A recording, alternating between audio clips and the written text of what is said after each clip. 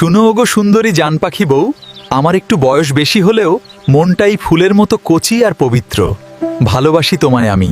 গরিব পরিবারের গ্রামে বাস করত ময়না সুন্দরী নামের এক কিশোরী স্কুল পড়ুয়া সুন্দরী বানরিনী।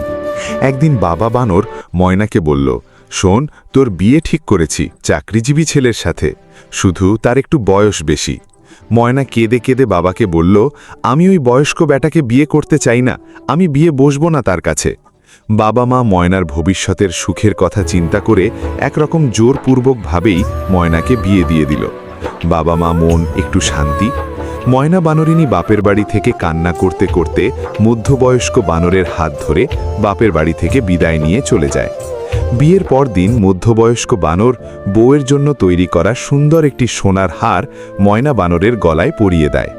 ময়না বানরের মন খারাপ থাকায় বানর নিজেই ময়নার রান্নাঘরে গিয়ে রান্নার কাজে হেল্প করত এবং হাসানোর চেষ্টা করত।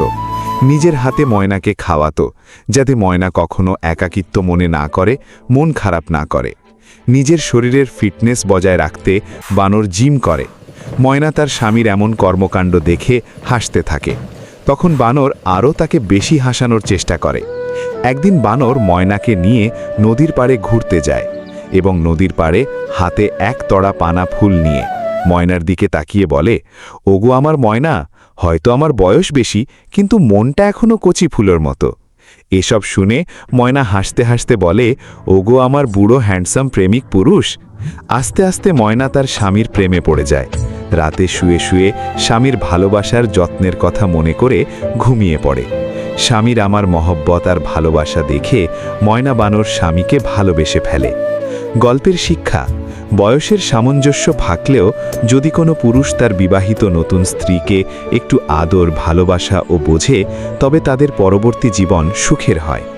চাকরিজীবীদের বয়স একটু বেশি হলেও বাবা মায়ের এই কারণে মেয়েদেরকে বিয়ে দেয়, যেন অর্থের অভাবে তাদের জীবনে কষ্ট না আসে।